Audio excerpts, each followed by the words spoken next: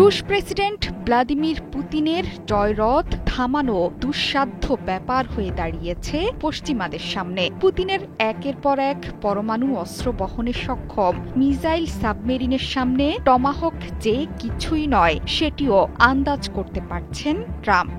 শুধু তাই নয়, ২.৫ বছরের মধ্যে অক্টোবরে ইউক্রেনের সবচেয়ে বেশি মিসাইল ছুড়েছে রাশিয়া। এই মাসে অন্তত ২৭০টি মিসাইল এবং ৫,২৯৮টি দূরপাল্লার ড্রোন ছুড়েছে মস্কো। যুদ্ধক্ষেত্রে রাশিয়ার অগ্রযাত্রায় রীতিমতো স্তব্ধ পশ্চিমারা। পরিস্থিতি আরও জটিল না করার অজুহাতে ইউক্রেনকে আপাতত টমাহক দেয়ার সিদ্ধান্ত থেকে সরে দাঁড়ালেন মার্কিন প্রেসিডেন্ট। এর মধ্যে কৌশলগতভাবে গুরুত্বপূর্ণ পোক্রোভস্ক দখলেও দ্রুত গতিতে এগিয়ে চলেছে পুতিনের বাহিনী। রাশিয়া ২০২৪ সালের মাঝামাঝি থেকেই পোক্রোভস্ক দখলের চেষ্টায় রাশিয়া এই শহর দোনেস্কের প্রবেশদ্বার হিসেবে পরিচিত।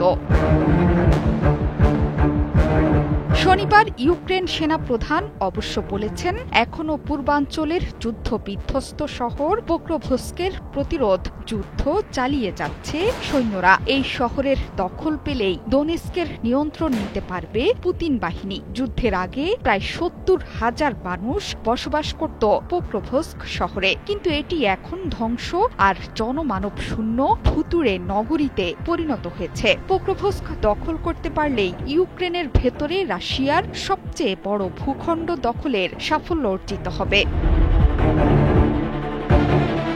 রুশ কর্মকর্তাদের মতে, পোক্রোভস্কের দখলের পর দোনেস্কে ইউক্রেনের নিয়ন্ত্রণে থাকা সবচেয়ে বড় দুটো শহর ক্রামাতোরস্ক ও স্লোভিয়ানস্কের দিকে উত্তরমুখী অগ্রযাত্রা শুরু করতে পারবে রাশিয়া। যদিও ইউক্রেনের ফ্রন্ট লাইন মানচিত্র প্রকল্প ডিপ স্টেট বলছে, পোক্রোভস্কের দক্ষিণাঞ্চলের একটি ছোট অংশ পুরোপুরি রুশ বাহিনীর নিয়ন্ত্রণে, বাকি অংশ এখনও ধূসর এলাকা হিসেবে চিহ্নিত। এর অর্থ সম্পূর্ণ নিয়ন্ত্রণ নেই। রুশ প্রতিরক্ষা মন্ত্রণালয়ের সংবাদ মাধ্যম বলছে, পোক্রোভস্কে আত্মসমর্পণ করতে শুরু করেছে ইউক্রেনীয় সৈন্যরা। রাশিয়ার লক্ষ্য হল পুরো দনবাস অঞ্চলের দখল। বর্তমানে দনবাসের প্রায় ১০% এলাকার নিয়ন্ত্রণ এখনও ইউক্রেনের হাতে। বিশ্লেষকরা বলছেন, দীর্ঘদিন ধরে দোনেস্ক ফ্রন্টে ইউক্রেনের অন্যতম গুরুত্বপূর্ণ কৌশলগত কেন্দ্র হিসেবে বিবেচিত পোক্রোভস্ক শহরটি হারালে গুরুতরভাবে ক্ষতিগ্রস্ত হতে পারে পূর্ব ইউক্রেনের সামরিক সরবরাহ পথ। এতে করে মস্কোর বিজয় অনেকটাই সহজ হবে বলে মনে করছেন অনেকেই।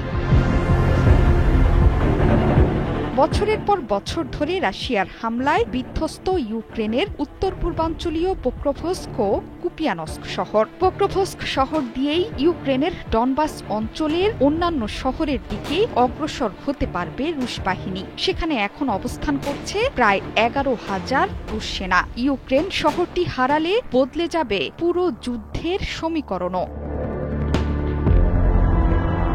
জোহরা চৌধুরী সেতু, ৭১।